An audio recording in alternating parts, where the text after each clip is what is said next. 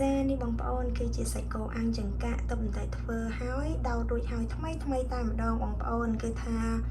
មានរូបរាងស្រស់ស្អាតមែនតើហើយសម្រាប់រសជាតិវិញក៏មានរសជាតិឈ្ងុយឆ្ងាញ់ពិសាផងដែរចាសួស្តីបងប្អូនទាំងអស់គ្នាថ្ងៃនេះគឺថានេះចេញមកអាំងសាច់គោនៅខាងក្រៅផ្ទះគឺថាអូយស្រក់ខ្លាញ់ឈឺតែម្ដងបងប្អូនសាច់គោអាំងចង្កាក់ចាហើយឡើងឈ្ងុយចា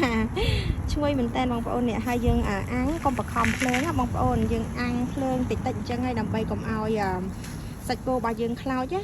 យើងអាំងភ្លើងតិចអញ្ចឹងសាច់គោយើងឆ្អិនដល់ក្នុងល្អហើយអត់ខ្លោចទេយើងអាំងកុំបខំភ្លើងណាចាឆ្អិនបានល្អហើយសាច់គោពណ៌ស្អាតទៀតចាហើយឈ្ងុយណាបងប្អូនហើយនេះស្រក់ខ្លាញ់ឈឺនេះហើយនៅខាងក្រោមខ្យល់ទៀតខ្យល់បាក់មកគឺថាជះក្លិនគល់សក្រីហើយនឹងទឹកខ្ទិះដូងដែលយើងដាក់នៅក្នុងសាច់គោអាំងរបស់យើងគឺថាឈ្ងុយខ្លាំងមែនទែនចានេះបងប្អូនថ្ងៃហ្នឹងគឺថាអាំងពីចង្ក្រានតែម្ដងចាហើយអាំងចង្ក្រានខ្ជុំអញ្ចឹងហើយមានរសជាតិឆ្ងាញ់បងប្អូនចាយើងអាំងចង្ក្រានខ្ជុំគឺថាមានរសជាតិឆ្ងាញ់ជាងយើងអាំងចង្ក្រានខ្សែភ្លើងណាបងប្អូនចាវាអត់អស់ជាតិជូស៊ីរបស់សាច់គោចានេះគឺអាំងទៅគឺវានៅជាតិជូស៊ីហ្មងឈ្ងុយណាស់ចាឈ្ងុយខ្លាំងណាឈ្ងុយមែនបងប្អូនចាឈ្ងុយមែនណាកូនខ្ញុំចាកូនខ្ញុំស្ងុយស្ងុយខ្លាំងអូឈ្ងុយមែនបងប្អូនយ៉ាខំប្រឹងរៀននិយាយខ្មែរហើយឥឡូវរៀននិយាយខ្មែរច្រើនចង់និយាយចង់ចេះចាឲ្យតែនិយាយអីហ្នឹងតមកហើយដើម្បីចង់និយាយថារៀននិយាយភាសាខ្មែរបានច្រើនជាងមុនវាទឹកមាត់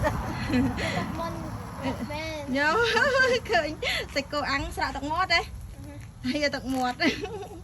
ចានេះបងប្អូនគឺថាល្អមែនតើយើងអាំងខ្ជុំតិចអញ្ចឹងចានិយាយពីឈ្ងុយពេញបាក់យ៉ាត់ហ្មងបងប្អូនចាត្រូវជះខ្យល់ក្លិននៅក្រោមខ្យល់អូយឈ្ងុយក្លិនគល់សក្រីហើយនឹងខ្ទិះដូងនិងគ្រឿងនៅក្នុងសាច់គោអាំងរបស់យើងនឹងតែម្ដងណាចានេះរកខ្លាញ់ឈឺ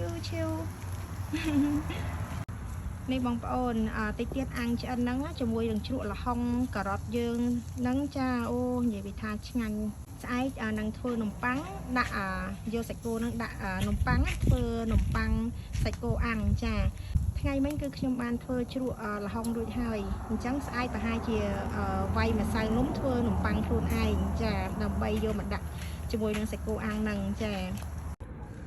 នេះបងប្អូនគឺថាឆ្អិនរួចរាល់ជាការស្រេចហើយមានតាំងចង្កាក់វែងចង្កាក់ខ្លីនេះគឺថាឡើងវែងហ្មងខ្ញុំប្រើចង្កាក់វែងដោតណាហើយនឹងមានចង្កាក់ខ្លីទូចហើយ color ក៏ស្អាតរសជាតិវិញគឺថាឆ្ងាញ់ល្មមតែម្ដងបងប្អូនហើយនឹងជាមួយនឹងជ្រក់ការ៉ុតល្ហុងជាមួយនឹងប្រសក់របស់យើងចាគឺថាមានរសជាតិឆ្ងាញ់ណាស់បងប្អូនចា